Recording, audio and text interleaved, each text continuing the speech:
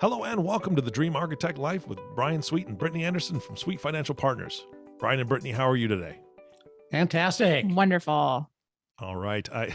For those that joined us from the last podcast, it was a little heavier. I mean, I got to be honest, it was a little bit heavier because we had to talk about a few things that happen in life, which includes some death, but vitally important. So if you haven't heard it, go back and listen to it. You'll be touched by some of the stories, and I think you'll really find some true value in that.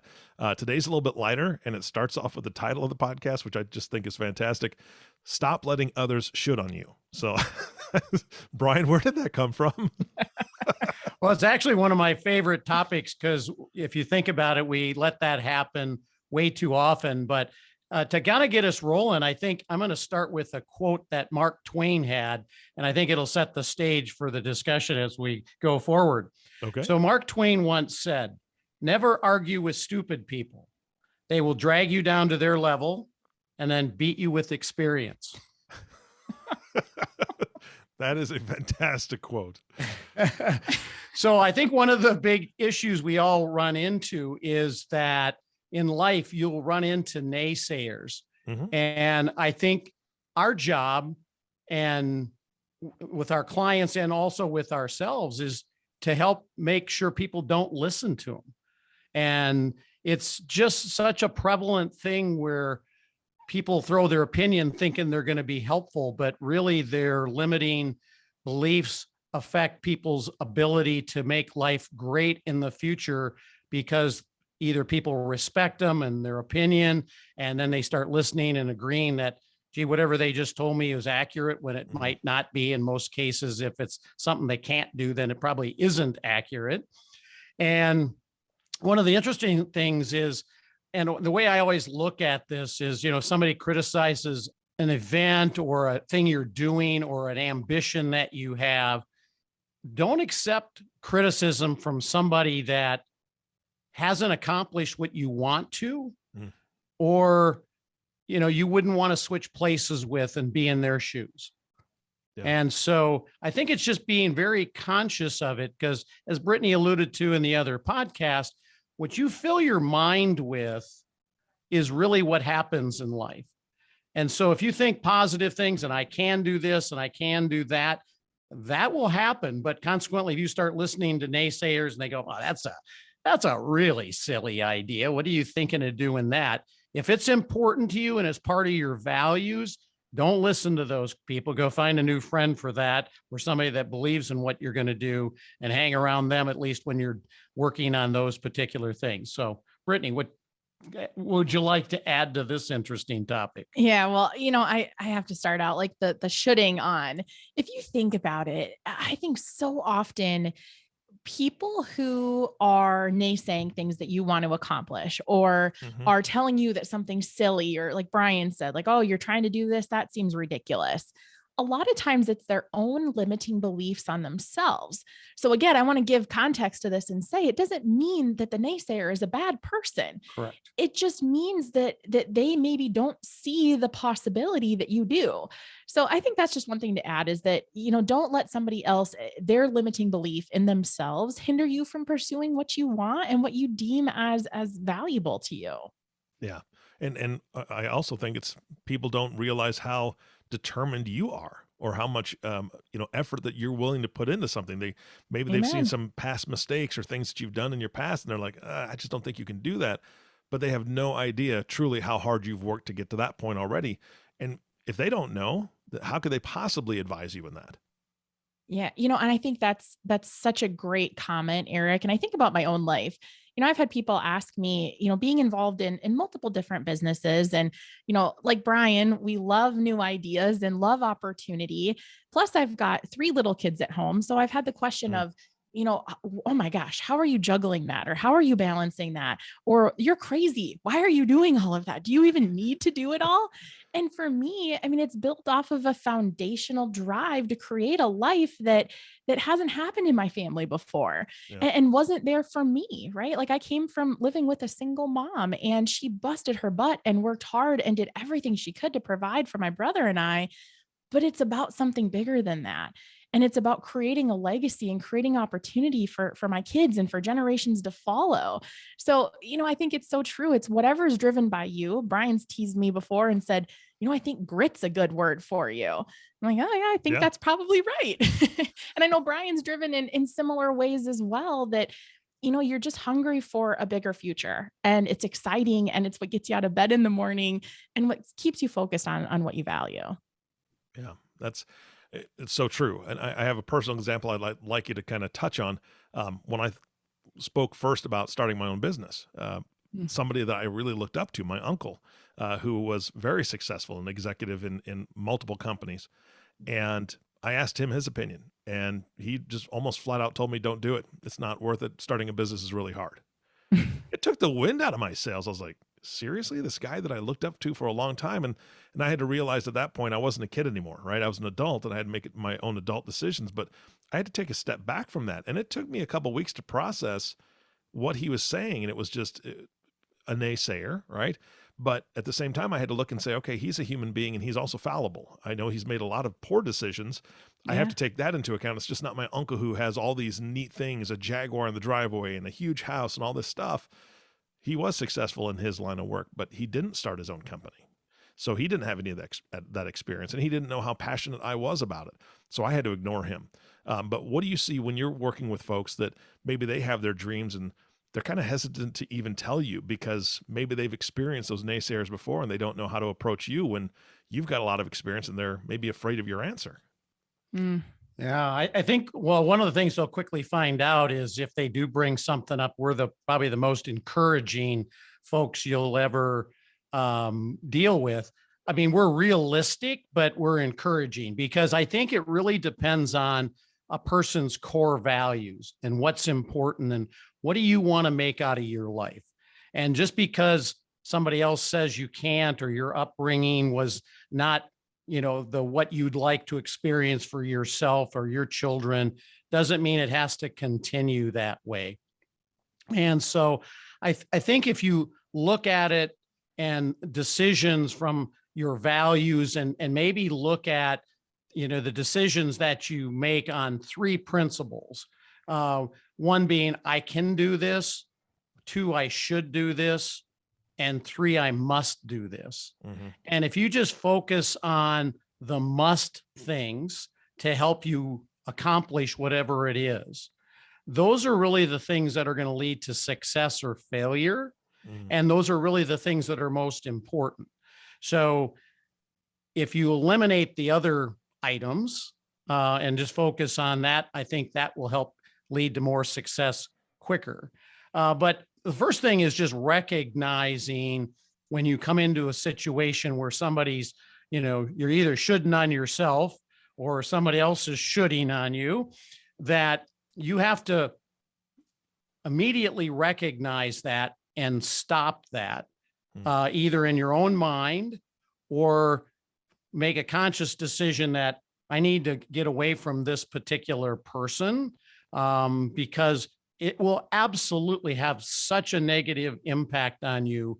And you need to just then make a mental note or a physical note that for this particular thing, because it may be your brother, uncle, cousin, somebody really close to you, and you got to, maybe spend some time, but you're not going to spend time talking about those things. And then you need to find those individuals that understand and have accomplished what you want. And that's where you want to spend your time, is being with those individuals, because it's amazing when you give somebody the courage, the opportunity, and the reinforcement. Pretty much any brick wall is not going to stand very long, because that's really important to them. And all you really got to do sometimes is tell them that's a great idea and here's some helpful things, and be encouraging and, kind of get out of the way. But I've just seen the opposite happen more often than I've seen the positive. And I'm just so conscious of it, not only with people at work, but just clients and everything, because it's probably the biggest inhibiting factor to people not living the best life, is them believing in somebody else's beliefs. Yeah. Brittany, do you have anything to add to that? Yeah, there's so much. And Bryan and I were talking before we went live here saying, this is a topic we could probably talk on for days. So we'll try not to do that. But, the quote that keeps coming to mind, and Eric, thinking about your story, because your story is not, and I don't mean this in a negative way, it's not unique, right? There's You're so right. many different instances where people have just been like, I'm going to put this out into the world and I'm going to talk about something I'm really excited about and I want to go after. And somebody kind of poo-poos the idea, says, maybe you should rethink that, or I don't know that that's really the best path for you. So I think about the quote from Keith Cunningham in The Road Less Stupid, or he's the author of The Road Less Stupid. He's a brilliant businessman, but he said, hell on earth would be meeting the man or woman that you were meant to be. So think about that. At the end of your lifetime, if you believe fully, wholeheartedly, Eric, that you want to be a business owner and and have gone through the exercises of here's the worst case scenario of what's going to happen. And here's, talking to your advisor and putting a plan together and looking at how this might impact your future, because there are great tools out there to help you make these decisions. You get somebody in your court that's going to be that accountability partner. I think it's a little bit more painful to get to the end of your life and be like, gosh, I didn't fulfill the one thing that I wanted to do, versus, I went after it and I kind of failed a couple times, but at least I tried. So that's really what kept coming to mind on this topic. The other thing I want to add to also is, and Bryan, you made me think of this with that must, right? That must conversation. So on my desk, and I can't for the life of me, I'm trying to think right now what the quote is, but I have this little quote card laminated. And on the back of it are 3 things. I went through an exercise, 3 things that I said I needed. And this is from years ago. And it was something along the lines of freedom of time, freedom of money, and an abundance of love. And I think those are things that I continue to focus on, because if you don't need it and it's not a must in your life, you're not going to do whatever it takes to get there. So I think that's important too, is you have to decide that you need it. You don't just want it. You don't just think you should have it. You need it. Yeah, and you also made me think of the movie Pursuit of Happiness with Will Smith. And in that, if you remember the part where they're playing basketball and Will looks at his son and, goes, don't ever let anybody tell you can't do something. And that has always been very impactful, but it's so true. Don't let anybody pop your balloon. It's just so important, and you only get one shot at this life. And anything, I mean, there's just so many stories we could tell about just people with the craziest circumstances and the worst upbringing and everything against them. And I mean, accomplished amazing, amazing things. So, I mean, I'll never be one that somebody could tell me, you want to do something. There's a way to do it. You just got to have the mindset that says, I'm going to be doing it. Then I got to find the who's and the people that will encourage me and can help me make better decisions to get there. Yeah. And then totally ignore everybody else as it relates to that particular topic, because they're never going to help you get there, and they're only going to distract you and not be, a positive cog. Yeah.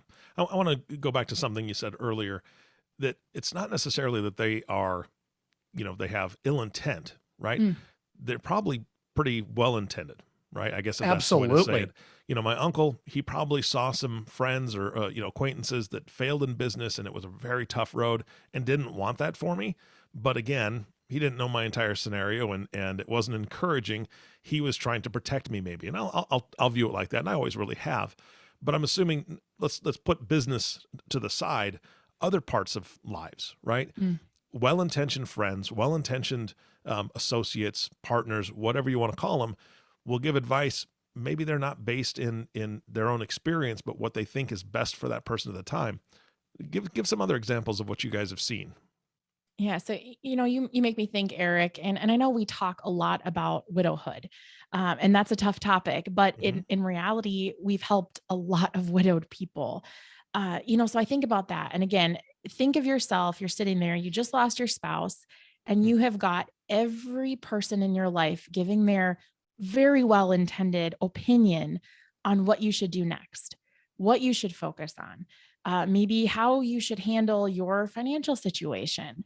So again, you want to believe that everybody is well-intended, but the bottom line is they don't know your personal situation, Yep. what you and your spouse had talked about previously, maybe what you now want for your future, what you have inside of you. So that's something that we see a lot of.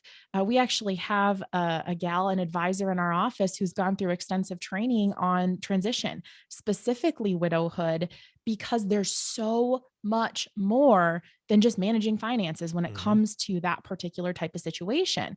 So again, you want to make sure that you have got that non-biased accountability partner.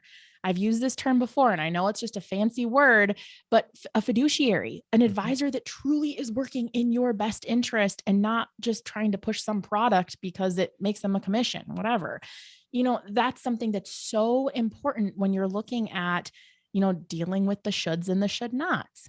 Don't let somebody should on you that maybe doesn't have the whole picture and understand fully where you're at and where you want to go. Yeah, I think your comment about well-intended comments is 100% correct. I think they're really trying to do what they feel is in, your best interest. But one, if they don't have the background, if they don't have the skill set, it's really difficult. And then they obviously don't know your circumstances. It's really difficult for that to have any real positive effect. And I think one of the things that is really helpful about our firm is we have just this great opportunity to have met some amazing people in literally hundreds of industries that have been very successful in all sorts of areas. And I would tell you the one thing that's, as we've continued to talk here, is just the ability to know the right person that you can say, this is something I don't have an expertise on. I think if it's important to you, it should be important to me. Let me put you in touch with, XYZ person that I know is an expert and has accomplished whatever that is that you're looking to. And then that gives them the structure and the format to at least learn more about the pros and cons of whatever it is they're trying. And maybe once they've learned a little bit more and they're more informed, they themselves may go, ooh, that really isn't a very good idea. Or I didn't realize I would have to do X, Y, and Z to be successful. I'm not ready to do that. Or it may be the encouraging factor and give them the proper steps to, take that first leap off the cliff, if you will, to make it happen. And Bryan, you made me think of something, and I'm just going to bring this down to earth in a really simple example. There's so many different times where initial conversations would happen. And again, I'm going to take just a widowed individual where you might have a child, hypothetically speaking, that says, you know what, mom, dad passed, you've got this money now, pay off the mortgage. Oh, right. yeah. How many times has this happened? I mean, I can't even count, and it might be different context, but again, that's something that is like a knee-jerk reaction. Like, oh, I see you won't have that liability every month. But in reality, if they talk to an advisor, that may or may not be actually the best decision for them. So again, this goes back a little bit of what we talked about in the last episode of taking the emotion out of decision-making. And it ties into this one today of not letting others shoulds dictate your future, because it may truly not be in your best interest. I think that's just such a simple, relatable example that people can really kind of relate to it and be able to understand and grasp in this context. Yeah. And I couldn't agree more, Brittany. That is one example that comes up all the time. And it may be, and it may not be, but just blatantly doing something without understanding the whys behind it is such not a good thing. Mm-hmm. Yeah, absolutely. Well, is there anything else you guys want to cover in today's podcast? I think we get to actually continue on this journey in the next episode, I think. So we'll maybe save some golden nuggets for the next round. All right. Sounds good. Guys, thank you so much again for everything that you do, everything you bring to the audience. If they do want to reach out or they want to get a hold of some of the material that you make available, what's the best way to do that? Yeah. So a couple different things. You can easily go to sweetfinancial.com and just see really what we do holistically as a firm. Also, to be able to give you something of value, go to mysweetfinancial.com. That's a little bit different than the regular website. So it's a my in front of it. That gets you direct access to the Retirement Readiness Center. So all these topics that we talk about, there's great tools in there that you can put to use completely free. They're available to you to really start thinking about what you want your future to look like and what you don't want it to look like. Absolutely. All right, Bryan, Brittany, again, thank you so much for your time today. Thanks, Eric. Thanks, Eric. You bet. And our last thank you, of course, goes to you, listening audience. Thank you so much for tuning in and listening to the Dream Architect Life podcast with Bryan Sweet and Brittany Anderson. If you have not subscribed to the podcast yet, please click the subscribe now button below. This way, when they come out with a new podcast, it'll show up directly on your listening device. This makes it really easy to share these podcasts with your friends and family. Again, thank you so much for listening today. For everyone at Sweet Financial Partners, this is Eric Johnson reminding you that possibility comes to those who create it. We'll see you next time.